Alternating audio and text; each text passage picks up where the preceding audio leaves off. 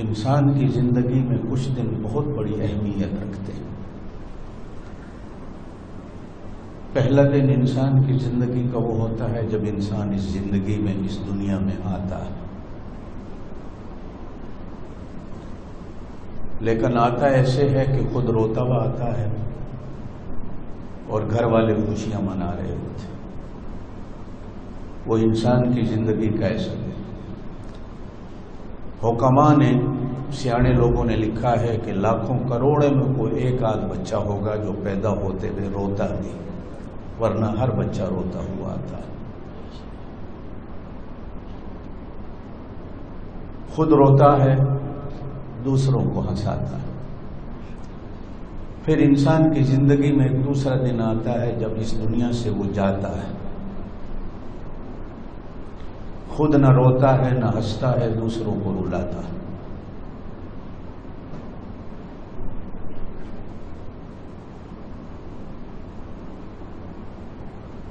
اور اکیلا ہی اس دنیا سے جاتا ہے۔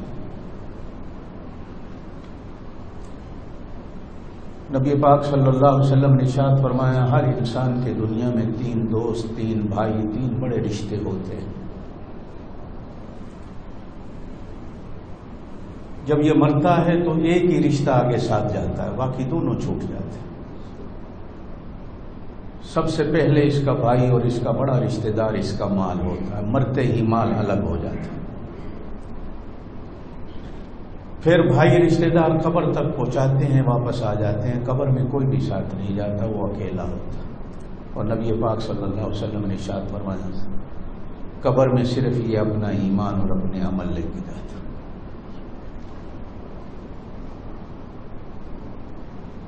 جنہیں یہ اپنا غیر سمجھتا ہے، کبھی بھی بندے نے اپنے عمل کو اپنا بھائی نہیں سمجھا، کبھی بھی اپنے ایمان کو اپنا بڑا نہیں سمجھا، مال اور پیسے کو بڑا سمجھا۔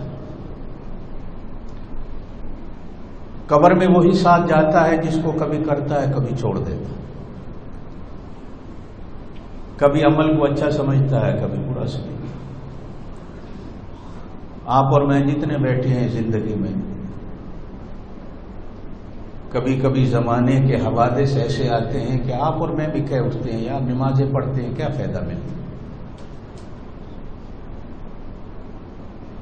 میں تو مانگ مانگ دعائیں تھک گیا، اللہ نے سنی نہیں، کیا فائدہ نمازیں پڑھنے، میں تو دعائیں کر کر کے تھک گیا، کبھی میری دعا قبول ہی نہیں، کیا فائدہ دعا کرنے۔ انسان بڑی جلدی ہتھیار ڈال دیتا۔ پھر ایک تیسرا دن آنا ہے انسان کی زندگی میں جب اس کو اللہ کے سامنے کھڑا ہونا۔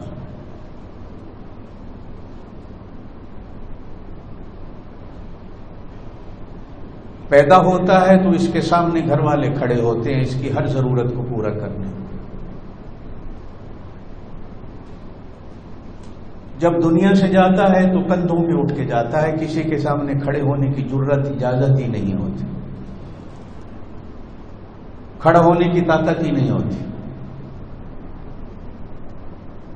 وہ جس طرح چاہیں گھر والے کریں، جس طرح چاہیں رشتہ دار کریں، وہ اتنا محتاج ہو جاتا ہے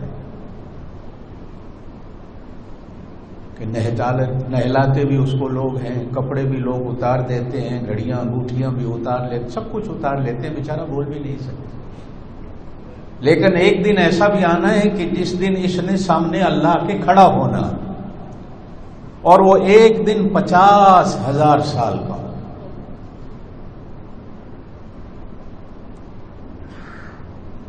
شاید اس دن کو قیامت کا دن کہا ہی اسی لیے جاتا ہے کہ قیامت، یہ جو ہم نماز کھڑے ہو کے پڑھتے ہیں یہ فرض ہے قیام کرنا۔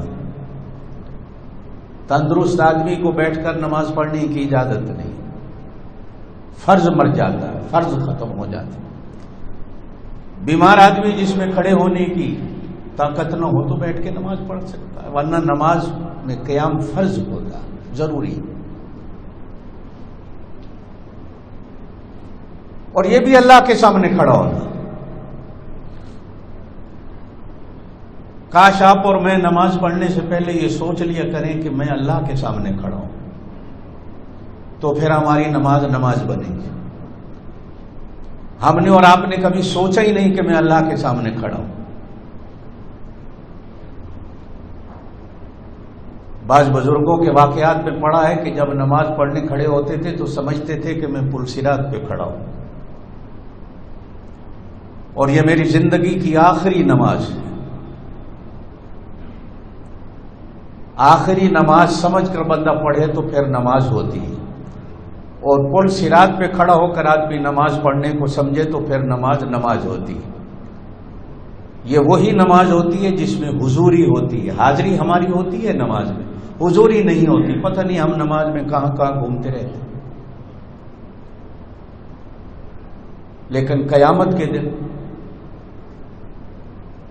اللہ کے سامنے کھڑا ہونا